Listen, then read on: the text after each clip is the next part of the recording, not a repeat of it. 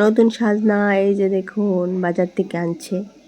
আর এখন তো সব কিছু সাজনা দিয়েই চলবো, কিছুদিন তো সাজনাই চলবো রান্না বান্নাতে। আর সাজনা দিয়ে আমি কি রান্না করব আপনারা দেখলে বুঝতে পারবেন। আমি সাজনা দিয়ে আজকে একটা রেসিপি করুম। সাজনা, তারপরে নিচ্ছি গাজর, বেগুন, ঝিঙ্গে, সব রকমের সবজি দিয়ে একটা রেসিপি বানাবো। প্রথমে আমি সবজিগুলি কাটটা দুইয়া টিয়া রেডি করে নিতেছি। না আমার কিন্তু ভালো লাগে এটি, আবার কিছুদিন পর বড় হয়ে গেলে কিন্তু আশ হয়েছে বোগা, তারপরে খাইতে বেশি একটা ভালো লাগতো না। এখন নতুন সাজনা বাড়িছে দীক্ষা। আর এই সবজিগুলো দিয়ে আমি কি রান্না করতেছি, এটি দিয়ে একটি নিরামিষ চচ্চড়ি রান্না করব। আপনারা রান্না করেন কিনা জানি না, তবে আমরা এইভাবে একটা নিরামিষ চচ্চড়ি সব রকমের সবজি দিয়ে করলে দারুণ লাগে খেতে।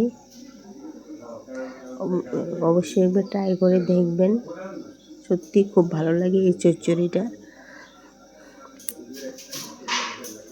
তারপর যাই হোক কাটাকুটি কমপ্লিট হওয়ার পর কিন্তু আমি দুইয়া টিয়া রেডি করে লাইছি। এবার এদিকে কড়াই বসে তার মধ্যে সরিষার তেল দিয়া আর 2-3টা শুকনো লঙ্কা ভেঙে দিয়ে দিলাম, আর সোমবারে দিয়ে দিলাম 5 ফোড়ন।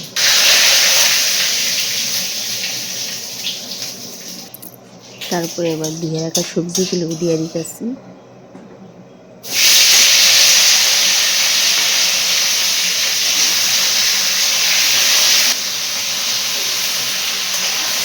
তারপরে সবজিগুলি সোমবারে দেওয়ানোর পরে কিন্তু এবার লবণ দিয়ে ঢাকা দিয়ে রাখবো কিছুক্ষণ। সবজিগুলি ভালো করে সিদ্ধ হয়ে যাবে, এখন আর কিছু দেবো না।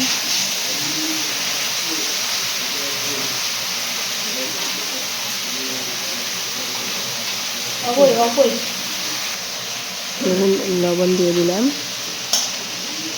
আবার লাড়াচাড়া দিয়ে আবার ঢাকা দিয়ে দিলাম। আবার ঢাকা উঠাই নিচ্ছি, যে সবজিগুলি সামান্য একটু সিদ্ধ হয়ে গেছে। তারপরে দিয়ে দিলাম হলুদের গুঁড়া। রান্না করতে করতে আমি ভিডিও করছিলাম তো, আর দেখাতে অনেকটা ভুলেই গেছি।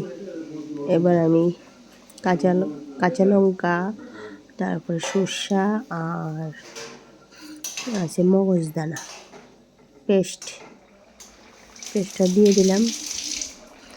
আর দেখুন তরকারিটা হয়ে গেছে। এবার সব শেষে সামান্য একটু মিষ্টি দিলেও হবে, না দিলেও হবে, দিয়ে নামিয়ে নিলেই হয়ে যাবে নিরামিষ চচ্চড়ি সব রকমের সবজি দিয়ে। এই চচ্চড়িটা খাইতে কিন্তু অনেক অনেক স্বাদ হয়। ধন্যবাদ সবাইকে।